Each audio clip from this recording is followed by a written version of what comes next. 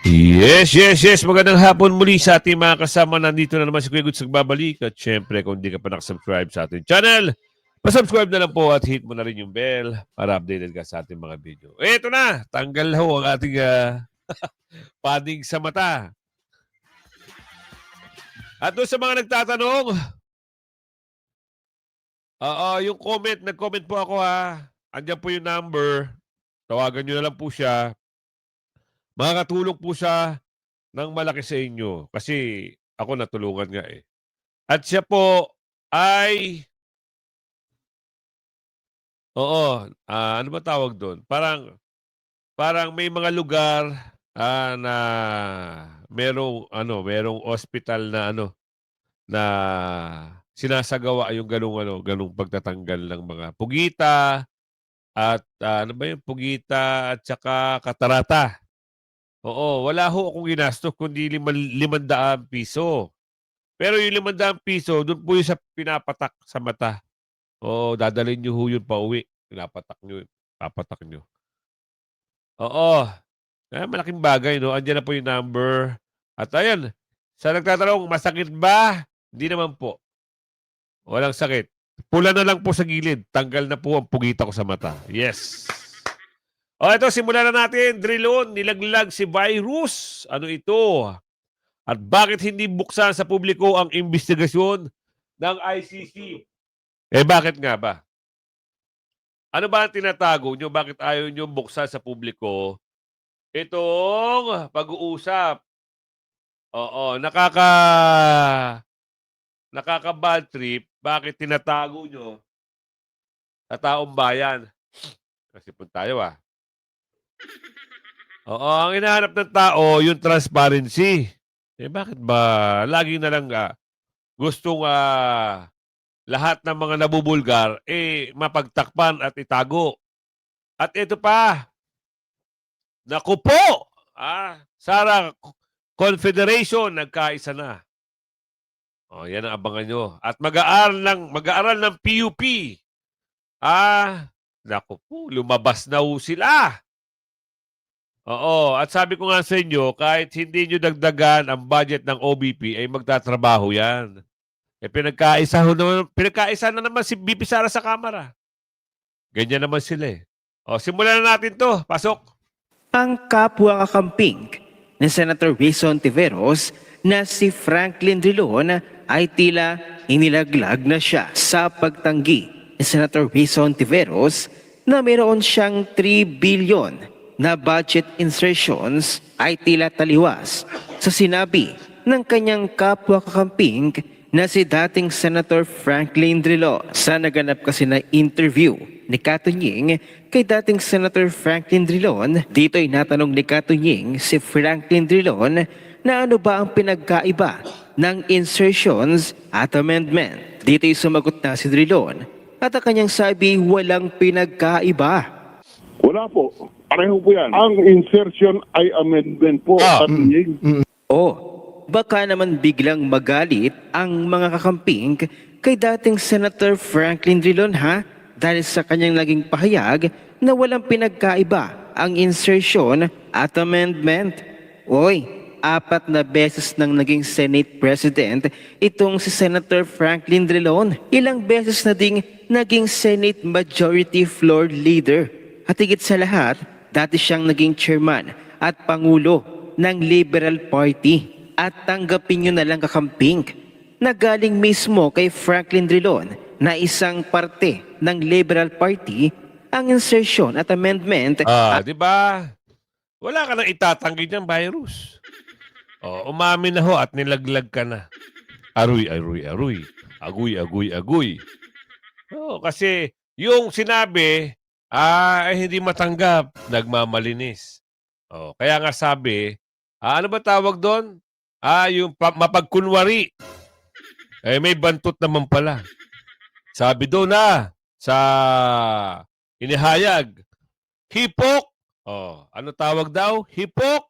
Alam niyo na kasunod kung ano yung babae na yun. Pasok. Ay pareho lang, walang pinagkaiba. Iyan ang masakit na katotohanan. At dahil dito'y naglabas din ng resibo si Direk Daryl Yap na di umano'y ang 100 million Naku po, worth eto na. project mula sa pagpapala daw ni Senator Risa Ontiveros sa Barangay Sinili, Isabela ay Agoy! tila questionable para kay Direk Daryl Yap. Ang naka-highlight na construction of Sinili Flood Control Structure Section 3 at Barangay Sinili, Santiago, Isabela ang tinutukoy ni Direk Daryl Yap na 100 million. Ayon sa post ni Direk Daryl Yap, dahil marami akong followers sa Norte, may nag-send po sa atin itong mga larawan at videos sa comment section ng 100 million worth project mula sa pagpapala ni Senator Risa Ontiveros. Ano po ang tawag sa kaput inahan na yan? At Agoy, ayun na. Agoy, ayun na. Pero inyo hindi pa tapos. 100 million ang project na yan. Mula sa pagpapala, kaya gusto na magsitakbo. Gusto na maging senador, congressman, mayor, konsihal, maski barangay captain. Kasi andyan totoo naman. Kung ikaw ay magsisilbi, dapat, balansihin mo. Merong aktibidad, may progreso, at the same time, nangungurakot ka. Hindi. Ang nangyayari, wala nang balanse. Puro kurakot na lang. Tapos gagawa na lang ng kwento yung ghost project. Di ba? Ganun na nangyayari ngayon. Ano aasahan niyo pa sa mga politiko ngayon? Kaya galit na ang taong bayan. At dahil dyan, eto na, nagsalita na ho sila. Ang alin? Naku po! Mamaya-maya, tuloy muna natin to. sa video na ipinakita ni Direk Daryl Yap ay tila nasaktan ang mga kakamping. Kaya't ang Facebook page na Certified Kakamping na nagngangalang Nutriban, tinawag na fake news si Direk Daryl Yap ang kanilang depensa. Daryl Yap, October 5 pa lang ngayon at kakapirma pa lang ng notice to proceed noong September 22. Kaya kung tinawag mong ghost project ang Sinili Flood Control, ibig sabihin ghost din ang utak mong walang laman. Ang lakas mong kumuda sa 100 million na legal na proyekto. Pero pag kay Amy Marcos na may 5.912 billion ayon kay Taberna, bigla kang nawalang parang signal ng fake news mo. At Ayun lang. May kinikilingan. Baka merong pinoprotektahan. Sabi, ni Aling Ledesma. Diba? Eto na yung nakopo. Sara Confederation, nagkaisa na. Sara All United.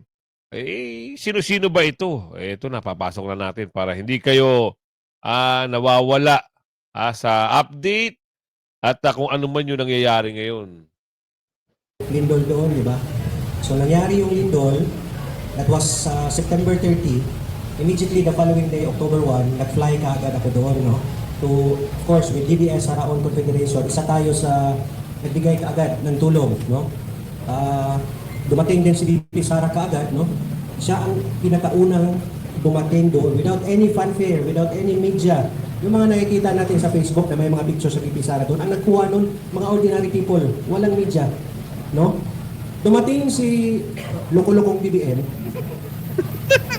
October 4. Kung hindi pa naman si Raulo, nagbenta ng bigas, ibibigay mo dapat yan kasi nasa lantayan, di ba? Tama. Kung devastated yung country, ay yung area, if the area has been devastated by earthquake or perhaps typhoon and other calamities, the government should be giving free rice and other goods to those affected. But ano ginawa? Pinagyayabang pa na pwede na kayong bumili ng murang bigas. Tama ba yun? Grabe, Diba? no? Hindi. So that's why, no, I am very happy that I came back dito sa Manila. Of course, very proud na in-invite ako ni Commissioner Ronald Adaman. Mapalapakan natin si Commissioner, no? Si Miss Dang. Pag nakikita ko siya, parang nakikita ko si Bibi Sara. Dahil, Sa atin lahat. Alam niyo ho, ako po ay Bisayan ako. Pero lumaki kami dahil karamihan ng araw, ang hirap ng buhay sa probinsya, Sabi, masarap ang buhay sa Manila. Nako. At naranasan po namin na mas masarap pala ho talaga kahit Probinsya. saan sa probinsya. Tama, tama, tama. Naranasan namin makatira, naranasan din ho namin naging squatter. At naranasan ho namin ang kahirapan.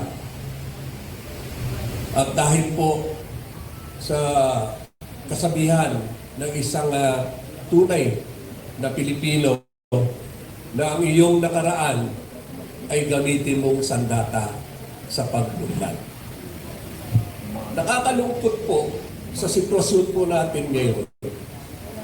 Dahil yung inaasahan natin na maglilingkod sa bayan, siya ngayon ang nagnanakaw sa kaban ng bayan. At gusto sila ang paglingkuran ng bayan. Participant po ako ng EDSA 1, EDSA 2. Saksi po ako sa people's power na sinasabi nung kapanahunan ng tatay na adik na Bongbong Marcos. Nako eh. Bakit ko po masabing adik? Personal knowledge ko po dahil may mga kaibigan ako na personal nilang mga kaibigan at sila mismo nagsasabi na ito po ay lulon sa droga. Nako. Yan na. Magbibigay po ako ng isang magandang halimbawa na pag ang membro ng isang pamilya ay biktima ng illegal na droga, buong pamilya namumroblema. Pag wala nang manakaw kay tatay, kay nanay, kay ate, ay kay ditsi, sa kapitbahay na nagnanakaw. Agoy, agoy, agoy. Yung karanasan ko pong yan, nung ako ay naging kapitan ng Barangay Batasan Hills, na ang tinatawag pinakamagulong barangay, Little Tondo, patayan dito, patayan noon. At dumating sa punto na pati ang mga kapulisan, hindi na namin mapagkakatiwalaan dahil sila na mismo hindi na protektor o hindi, sila na rin ang source ng illegal na droga. Nako. Dahil isang Bisaya at mayor, yung dating presidente natin, Tatay Digong, ginaya ko po, naglakbay aral po kami doon. Nakita ko na nasa leader talaga ang ikauunlad ng bayan at ng kanyang pinaglilingkurang bayan man o barangay man. Dahil po sa nakita ko na determinasyon ng isang tatay na masasandalan at ipinagtatanggol at walang ibang pinangarap ko hindi magkaroon ng katahimikan, kaunlaran ang kanyang nasasakupan. Ginawa ko po sa aming barangay, true enough po na patino ko ang barangay pong Batasan Hills. Dahil yan kay Tatay Digong. Ngayon ho, meron ako ibibigay sa inyong slide. Talagang dito kayo mawiwindang. Kaya nga sabi ko nga sa inyo, kahit pagtulong-tulungan nyo si BP Sara na tapyasan ng pondo, hindi ho makaka-apekto yan. Napatunayan na ho yan ng mga taga Davao, taga Cebu. Kahit walang pondo, agad-agaran nakabigay agad ng tulong. Tapos pinagtulungan pa ito si BP Sara sa kamera. Tinapyasan. Nag-motion kagad si Delaylay. Lay! Kaya magsaba, Lay. Pasok. Madam Sponsor. Naku si Laylay. Halatado to mga to. Halatado. Please proceed, Honorable Laila De Lima. Thank you. I propose an amendment to to the budget of the Office of the President, of the Vice President. I said, Ito mo, wala ka na sa wisyo. Dahil sa paghihigante at galit kayo sa BP Sara, wala na. Ganyan na ba pag tumatanda, Lai? sorry po. Oh, kita mo, natawa pa siya. Oh, nagtawanan pa sila! So icebreaker muna.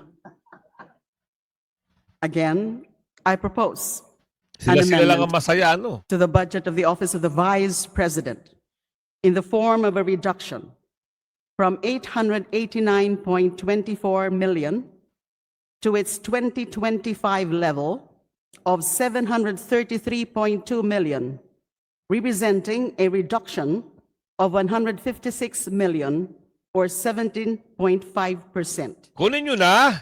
Hindi kailangan ni BP Sara yan. Magtatrabaho si BP Sara ng maayos. Kunin nyo na yan. Baka yung utos ata ay baka hindi makapagbigay ng mali-malita. Pati dyan ba naman tatapas yan? Baka kunin pa, no? Tanong lang nagtatanong lang. This is found in House Gab Volume 1A, page 2, line 19.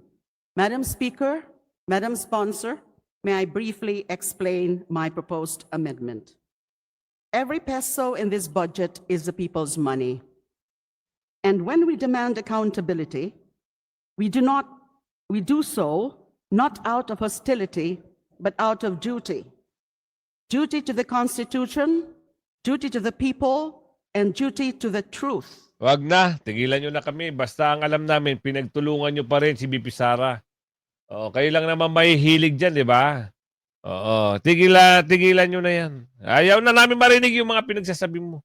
Tinapyasan nyo ng pondo. Para hindi makapagtrabaho at pilayin nyo ang trabaho ng OBP. Hindi ho kayo paniniwalaan ng taong bayan. Ang nakakalamang ay yung sambayan ng Pilipino na talagang naniniwala sa kakayanan na kahit nasa abroad si BP Sara, andyan pa rin ang trabaho. Hindi pa rin nawawala. Tuloy-tuloy, dire-diretso kahit anong mga sakunaan dumating. Di ba? Ito yung masaklap eh. Dawit pala itong si Negro. Nadadawit sa 15 billion Ghost Project. Galingan nyo. Nagre-ready na ho yung Saraha Sulaiman, nagre-ready na ho yung stage para sa gaganaping ano ba to? Para bukas pala ito. Hindi ko lang alam kung ito yung specific na lugar Kasi live ito nakuha na lang natin. Sulaiman. Ito, Ibang magbasa grupo nyo ito. Yan, basahin nyo guys. Yan, klaro-klaro. Nako, ito na. Post ito ni Congressman Kiko Barsaga. Ang sabi dito, anti-bonget protest, October 12, 2025. Paul's Park, Buendia. Nako, starting tomorrow. Tomorrow night? Ano to? Gabi ng October 12 ng gabi? Kailan ba pinost to? Malalaman natin yan maya-maya. Kasi parang may post na nga ako si Kiko Barsaga, si Congressman Kiko. Yun nga, magkakaroon nga ng ano. Pero bakit sa tapat ng Paul's Park, Buendia? Paul's Park Gate. Gate ito eh. Naku. Nagkalintik-lintik na. Mukhang lulusubin ata di umunaw ang harapan ng Forbes Park Sino ba nakatira doon? Ang tanong, sino ang nakatira doon sa Forbes Park? Diba? Naku, lagot ka na. Balulong. Sigurado. Woo! Ano ba naman yan, Karudi? Mukhang Oo. Mukhang dadami ang tao Oh, eto, nagsilabasan na ho yung kababayan natin. Oo, naglabasan na sila. Ano yan, Kuya Goods? Opo, lumabas na sila kagabi pa. Nasaan sila? Oh, eto, tignan nyo, panoorin nyo ha. Alam naman natin si Boying Rimulya isang tuta ng mga Marcos. Oh. Noon nakapiling si Boying Rimulya, kapalit ng perang sinasampal sa kanya ni Marcos.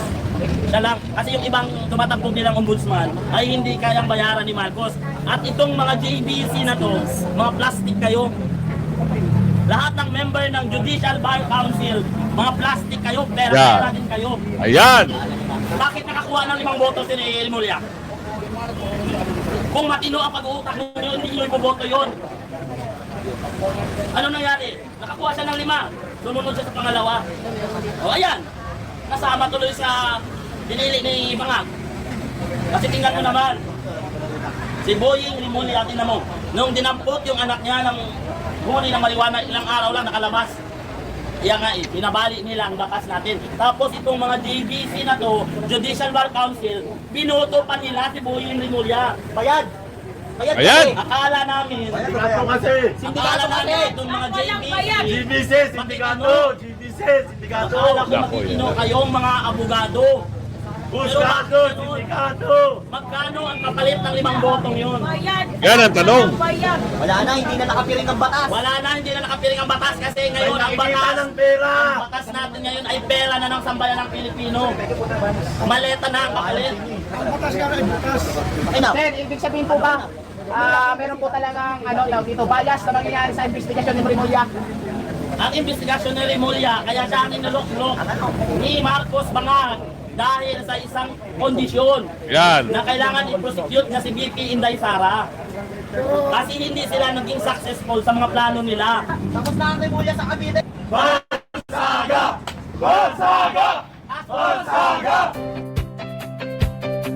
Di ba? Yan yung mga ano ba yung mga pag-uusap na yan?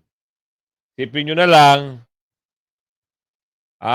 Bukas ba? Mamaya. Bukas nga. Bukas, merong magaganap. Hindi lang natin alam kung ano magaganap. Basta ang sabi doon, sa tapat ng Forbes. Ano meron sa tapat ng Forbes? Kasi ito pa lang, dito pa nga lang, meron nang lumabas diba? Kaya hindi natin patatagalin kung umabot ka sa video na ito, Medyo kasi nagkakaroon ng problema yung network natin. Oo, paki-like and share na lang hanggang sa muli. Okay na tayo tanggal na ho yung padding natin. Andun sa mga nag-comment, may number akong nilagay dyan sa kapangalan. Kontakin nyo lang po yun, matutulungan po kayo nun. Nung tao na yon. Siya rin nakatulong sa akin. Hanggang sa muli, bye-bye!